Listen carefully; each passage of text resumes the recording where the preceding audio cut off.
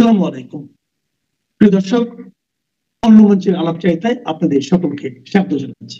America আমাদের কাছ থেকে অনেক কিছু নিয়ে নিচ্ছে। পোর্ট নিল, করিডোর নিয়ে অনেক কাহিনী করলো, আবার আমাদের কাছে অনেক বেশি দামে এলএনজি বিক্রি করতেছে, লিকুইড গ্যাস। কিন্তু বিনিময়ে তেমন কিছু আমরা পাচ্ছি না। এই নিয়ে 3টি বিমানে করে 3 দফায় আমেরিকা থেকে প্রচুর ইল্লিগাল বাংলাদেশিকে ফেরত পাঠালেন, মানে যারা ইল্লিগালি আমেরিকা অবস্থান করছিল, এবং তাদের ফেরত পাঠিয়েছেন। এই দীর্ঘ বিমান যাত্রায় তাদের পায়ে শেকল ছিল, হাতে হাতকড়া ছিল, এবং খুবই অসম্মানের, অপমানের এবং কষ্টের এই প্রত্যাবর্তন। আমার সোর্সের সাথে কয়েকজনের কথা হয়েছে যারা আমেরিকা থেকে ফিরে এসেছে।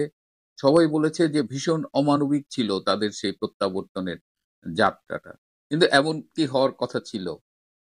আমাদের না আমেরিকার বন্ধু ইনুস আছে? আমাদের তো আশা ছিল, ধারণা ছিল যে আমেরিকা এবার বাংলাদেশটাকে একটা ছোটখাটো স্বর্গ করে দেবে। আমাদের ডলারের অভাব থাকবে না, আমাদের আমেরিকান বিনিয়োগের মানে আমরা আর জায়গা দিতে পারবো না, এরকম একটা অবস্থা হবে। কিন্তু কিছুই তো আমরা দেখতেছি না। তাহলে ডক্টর ইউনূস আমেরিকার কিরকম বন্ধু? ডক্টর ইউনূস কি আসলে আমেরিকার বন্ধু, না আমেরিকার চাকর, ভৃত্য?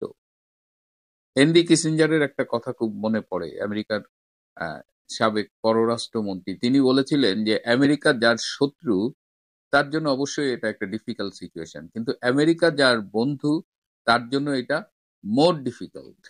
তো ইনুসের বাংলাদেশ এখন সেই জায়গায় পড়ছে। কোনো কোনো ছাড় নেই, কোনো বাড়তি কোনো সুবিধা নেই। আমেরিকায় গিয়েছেন, কয়েকবার গিয়েছেন, ফেরত এসেছেন, এরকম বাংলাদেশিরাও এখন আমেরিকায় যাওয়ার ভিসা পাচ্ছেন না। আমেরিকার ভিসা যেন সোনার হরিণ হয়ে গেছে। এই প্রেক্ষিতে ইনুস সেন্টারের 17 জন আমেরিকায় যাবেন বলে ভিসা অ্যাপ্লাই করেছেন, এবং তাদের ভিসা অ্যাপ্লিকেশনের সাথে ডক্টর ইনুসের একটা চিঠি গেছে, একটা অনুরোধ গেছে যেন এই 17 জনকে মার্কিন ভিসা দেওয়া হয়। এই চিঠি পেয়ে আমেরিকার যে ভারপ্রাপ্ত রাষ্ট্রদূত বর্তমানে chargé d' affaires Tracey Ann Jacobson, তিনি ভীষণ বিরক্ত হয়েছেন। তিনি ডক্টর ইনুসকে সরাসরি জানিয়ে দিয়েছেন, ডক্টর ইউনূস, আমাদের একটা ভিসা পলিসি আছে, বর্তমানে খুব একটা ডিফিকাল্ট সিচুয়েশনে যাচ্ছি। তো এই সময়ে আমরা কাকে ভিসা দেব বা না দেব এটা আমাদের নিজস্ব assessment. We don't expect a letter from you like this. তোমার তো এই বিষয়ে চিঠি দেওয়ার দরকার ছিল না, এবং আমরা এটা আশাও করিনি। এটাও কিন্তু অপমানের যে আমাদের একটা সরকার প্রধানকে একজন চার্জ দ্য অ্যাফেয়ার্স, তার প্রোটোকল কিন্তু অনেক নিচে, জয়েন্ট সেক্রেটারিও না, তারও নিচে, সেরকম একটা মানে শুধুমাত্র আমেরিকার দূতাবাসে কাজ করে বলেই আমার সরকার প্রধানকে এরকম অপমান করবে, এটা কিন্তু মেনে নেওয়া কষ্টকর। আবার এইদিকে যেমন অপমান হচ্ছে, তেমন বাংলাদেশে কিন্তু প্রচুর মার্কিনী গোয়েন্দা, মার্কিন সেনা গিজগিজ করতেছে। এই যে কদিন আগে এই যে ওয়েস্টিন হোটেলে একজন মারা গেলেন, তার পরিচয় নিয়ে কিন্তু আর কোনো মিডিয়ায় কোনো খবর দেখলাম না। হ্যাঁ, তার পরিচয় জানার জন্য অনেকভাবে চেষ্টা করা হয়েছে। সাংবাদিকরা, বিদেশি সাংবাদিকরা আমেরিকান দূতাবাসে লিখেছে, আমেরিকান দূতাবাস কোনো উত্তর দেয়নি। আমেরিকার থেকে একটা দায়সারা গোছের উত্তর দিয়েছে, এবং যিনি মারা গেছেন শোনা যাচ্ছে তিনি কমান্ডো ট্রেইন ছিলেন, তিনি গোয়েন্দা ছিলেন, অনেক কিছু। যেহেতু স্পেসিফিক কোনো ইনফরমেশন নেই, সো এখন অনেক রকমের কথাবার্তাই বাতাসে ছড়াচ্ছে, কোনটা সত্য কোনটা মিথ্যা এটা ভেরিফাই করার উপায় নাই। কিন্তু কিছু একটা সমস্যা আছে, কারণ ডেড বডিটার পোস্টমর্টেম পর্যন্ত করা হয়নি। এরকম একটা রহস্যজনক মৃত্যু, এবং তার ডেড বডিটা সোজা আমেরিকান এম্বাসি নিয়ে নিলেন। এইটা তো মানে এটা তো হওয়ার কথা না। এখন কথা উঠছে যে এই মৃত্যুর পেছনে বিদেশি গোয়েন্দা সংস্থাও জড়িত, যারা আমেরিকার সাথে নানানভাবে শত্রুতাপূর্ণ সম্পর্ক রয়েছে। সো এই ঝামেলাগুলো তো এখন হচ্ছে। আবার এদিকে এখন যদি বাংলাদেশে কত মার্কিন সৈন্য আছে এই পরিসংখ্যানটা যদি আমরা চাই, আমরা কিন্তু জানতে পারবো না। যে কারণে বলা হচ্ছে যে হাজার হাজার মার্কিন সৈন্য নাকি রয়েছে বিভিন্ন ক্যান্টনমেন্টে, আবার আন্ডার কাভারে প্রচুর গোয়েন্দা রয়েছে বিভিন্ন জেলা শহরে। এদিকে বাংলাদেশের আকাশে দিন নেই রাত নেই, হঠাৎ হঠাৎ বিভিন্ন বিদেশি সামরিক বিমানের আনাগোনা বেড়েছে। এই গতকাল আমেরিকান একটা সামরিক ট্যাকটিক্যাল বিমান চট্টগ্রামের শাহ আমানত বিমানবন্দরে অবতরণ করেছে।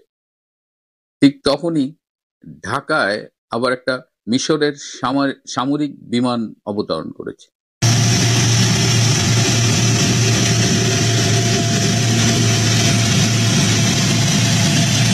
এই বিমানগুলো কেন আসছে? এরা কি ফুয়েল কালেকশনের জন্য, রিফুয়েলিং এর জন্য আসছে? আমি দু একজন সামরিক বিশেষজ্ঞের সাথে কথা বললাম। তাদের ধারণা যে এত ঘন ঘন যেমন যুদ্ধ বিমান, সামরিক বিমান বাংলাদেশে আসছে, বাংলাদেশের এয়ারপোর্টে ল্যান্ড করছে, বাংলাদেশের আকাশে ফ্লাই করছে, এটা শুধুমাত্র যে রিফুয়েলিং এর জন্য সেটা মনে হয় না। এবং বিশেষ করে দেখেন এই যে চট্টগ্রামে ল্যান্ড করলো, চট্টগ্রামে আমাদের যে পার্বত্য চট্টগ্রাম এলাকাটা আছে সেখানে কিন্তু অনেক আনরেস্ট রয়েছে। এর কাছেই, চট্টগ্রামের কাছে এই যে টেকনাফ এর কাছে যে করিডোর রিলেটেড যে সীমান্ত রয়েছে সেখানেও তো প্রচুর মার্কিনী উপস্থিতি লক্ষ্য করা যাচ্ছে। তো সেইখানে এই সময়ে এভাবে বিমান আসা যাওয়া করাটা, এটা কিন্তু মানে সন্দেহের উদ্রেক করে। এদের উদ্দেশ্য কি, কেন আসছে? আমি প্রশ্নগুলো তুলে রাখলাম, প্রশ্নগুলো করলাম। আমাদের যারা সাংবাদিক রয়েছেন বাংলাদেশে, তারা তো একজন সামান্য সমন্বয়ক গ্রেপ্তার হলে সেই নিউজ ছাপানোর সাহস পান না, সেটার জন্য 14 বার ভাবেন। আর তারা এরকম স্পর্শকাতর নিউজ ছাপাবেন কিনা বা এটার কারণ খুঁজবেন কিনা সেটাও আমাদের একটু জানা দরকার। আমার মনে হয় যে এই বিষয়গুলো একটু জানা দরকার সাংবাদিকতার স্বার্থেই। আর রামু এলাকাটা কেমন আছে, টেকনাফ কেমন আছে, এই তথ্যগুলো দরকার। আপনাদের মনে আছে সেই টেকনাফের সেখানে একটা 19 তলা হোটেল হয়েছিল, যার নিচের তলা একটা পানশালা ছিল, বার। সেই বারটা বন্ধ হয়ে গেছে। সেই বারটা করাই হয়েছিল এই আমেরিকানদের জন্য, যে তারা আসবে, তারা ওখানে একটু ড্রিঙ্কস করতে যাবে। তো এই অবস্থায় মানে আমি কিন্তু খুব শঙ্কিত বোধ করছি আমেরিকার আচরণ দেখে। আমেরিকা বাংলাদেশের রাজনৈতিক দলগুলোকে নিয়ে খেলতেছে। একদিকে জামাতকে হাওয়া দিচ্ছে, আর একদিকে বলতেছে জামাত তারা ইসলামিক টেরোরিস্ট অর্গানাইজেশন, জঙ্গি উত্থানকে তারা প্রমোট করে না। একদিকে বিএনপির সাথে তারা এক ধরনের আলোচনা করছে, আর একদিকে বিএনপি যেন ক্ষমতায় না যায় সেই মেকানিজমও করছে। তো এই যে তাদের বহুমুখী চরিত্র, এবং তারা এর আগে ইরাক, লিবিয়া, আফগানিস্তান সহ যেসব দেশেই এইভাবে ইনভেড করেছে, কোনো দেশের কিন্তু ভালো অভিজ্ঞতা নেই। সুতরাং আমাদের সতর্ক থাকতে হবে। আসসালামু আলাইকুম। এই মুহূর্তে আপনাদের সামনে আবার এসে হাজির হয়েছি। আজকে 2-3টি ঘটনা নিয়ে আপনাদের সাথে আলোচনা করব। তবে আমি বলবো যে আপনার আলোচনাটা একটু পুরোপুরি শোনার চেষ্টা করেন, যাতে বুঝতে পারেন আসলে ঘটনাটা কি ঘটছে বা ঘটতে যাচ্ছে। আপনারা আমাদের থাম্বেল বা আমার থাম্বেলটা দেখে হয়তো বুঝতে পারছেন যে আমি কি বিষয়টা নিয়ে আলোচনা করব, যে সংঘাত অনিবার্য, আওয়ামী লীগ প্রস্তুত। দেখেন, সংঘাতটা অনিবার্য, তার মানে সংঘাতটা কিন্তু শুরু হয়েছে সে গত 2024-এর 5ই আগস্টের পর থেকে সংঘাত শুরু হয়েছে। আর ইতিমধ্যে গত কাল বা গত পরশু দিন আপনারা একটা ভিডিও খুব ভাইরাল হয়েছে, দেখছেন যে জামাতের আইনজীবী শিশির মনির, যিনি কিনা এখন বাংলাদেশের সর্ববৃহৎ আইনজীবী, যার উপরে বাংলাদেশে আর কোনো আইনজীবী নেই, পৃথিবীতে আর কোনো আইনজীবী নেই, উনি সমস্ত আইনের ব্যাখ্যা অপব্যাখ্যা সবই দিয়ে যাচ্ছেন। তিনি ঐক্যমত কমিশনের একটা মিটিংয়ে তিনি বলেছেন যে 106, যেটা নিয়ে আমরা সবসময় কথা বলেছি, সেইটা নিয়ে তিনি প্রশ্ন তুলেছেন যে আগামী সংসদে বা আগামীতে যে কেউ এটা নিয়ে আইনের সামনে দাঁড়ালে আইন অনুযায়ী এটা যে অবৈধ সেটাও সত্য, সবকিছুই সত্য, কিন্তু তাল গাছটা ওনারা সবাই জানেন যে এগুলো অবৈধ। ওনারা অবৈধভাবে সরকার গঠন করেছেন, অবৈধভাবে সন্ত্রাসী কায়দায় শেখ হাসিনাকে ক্ষমতাচ্যুত করা হয়েছে, সবকিছুই অবৈধ, কিন্তু তারপরে ওনারা সবকিছুকে বৈধতা দিতে চাচ্ছেন। আর সেই বিষয়গুলো উনি এখন সবার সামনে ঐক্যমত কমিশনের সামনে বলে ঐক্যমত কমিশনকে একটা প্রেসারে রাখতে চাচ্ছেন যে দেখেন এগুলো সুতরাং এখন কি করতে হবে। ওনাদের পরামর্শ হচ্ছে জুলাই আন্দোলনের ভিত্তিতে সবকিছু হবে। উনি এটাও বলেছেন যে 100 কতটা জানি আইনের ভেতরে 57টা আইন অলরেডি স্টপ সংবিধানের, তবে সংবিধান বলতেই কিছু নেই। সুতরাং এখন জুলাই আন্দোলনের অধীনে 24কে স্বাধীনতা ঘোষণা দিতে হবে এবং 1971 সাল পুরোটাই বাতিল। মূল থিওরি হচ্ছে যে এটা, যে 71-এর উপরে 24-কে আনতে হবে, যে 24ই হচ্ছে যে মূল। আর এতে ওনাদের সুবিধা কি, যদি 24কে মূল ধরা হয় তাহলে ওনারা যে যুদ্ধ অপরাধ করেছে, ওনারা হত্যা করেছে, 30 লাখ শহীদ হয়েছে, 2 লাখ মা বোনের ইজ্জত গিয়েছে, এগুলো সবকিছু থেকে ওনারা ধুয়ে মুছে পরিষ্কার হয়ে যাবেন।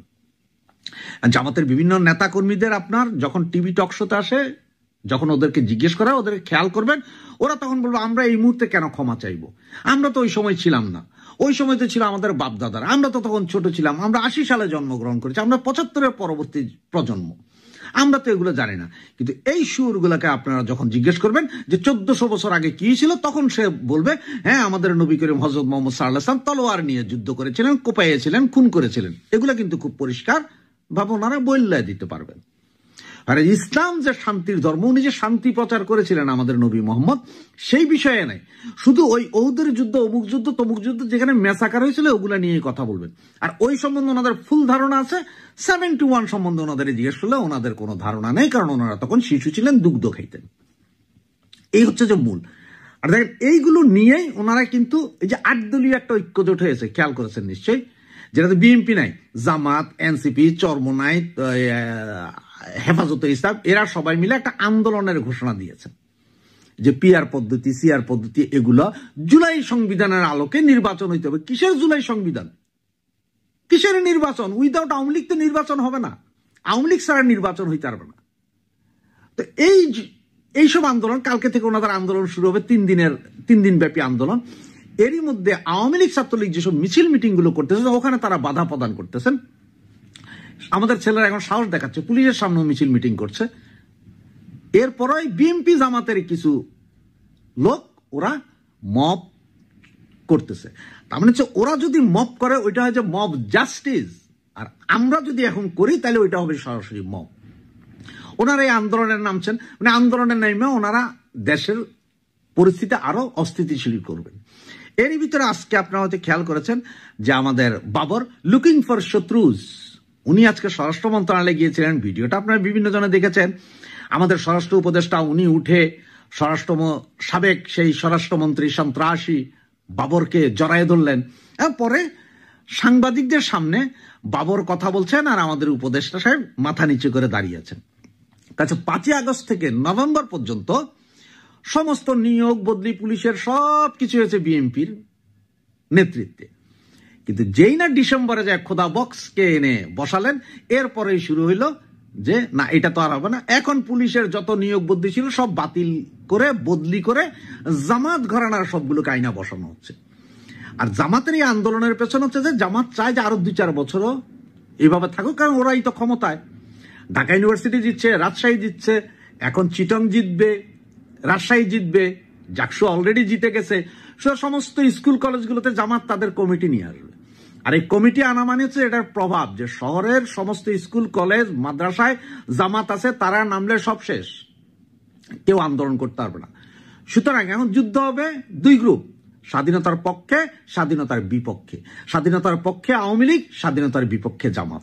সুতরাং সংঘাত অনিবার্য আমাদের সামনে, এই মুহূর্ত থেকে আমাদের সামনে সংঘাত অনিবার্য। আর এই সংঘাতে আওয়ামী লীগই জিতবে। আওয়ামী লীগ স্বাধীনতার সপক্ষের দল, স্বাধীনতাকামী দল, মানুষের গণতন্ত্রপন্থী দল এবং আম জনতার দল, গণমানুষের দল, এই দলই জিতবে। এবং খেয়াল করে দেখুন, আমাদের মিছিল যখন বের হয় সাধারণ নাগরিকরা আমাদের মিছিলে চলে আসে, দিনকে দিন আরো বাড়বে। তবে চূড়ান্ত সিদ্ধান্ত সবাই মাথায় রাখুন, তৈরি হন। তৈরি হওয়ার আর সময় নাই, তৈরি যা হওয়ার হয়ে গেছেন, এখন হচ্ছে যে ফাইটের সময়, এখন সামনে যেতে হবে। যদি বল পিটাইতে পারি আমরা ছক্কা, আর যদি পিটাইতে না পারি বোল্ড আউট। সুতরাং আওয়ামী লীগ নেতা কর্মীদের এই মুহূর্তে একটাই সংগ্রাম, এই দেশ রক্ষা করতে হবে, এই দেশের মানুষকে মুক্ত করতে হবে। সুতরাং সংঘাত অনিবার্য, আর এই সংঘাতে আওয়ামী লীগই জিতবে। জয় বাংলা, জয় বঙ্গবন্ধু।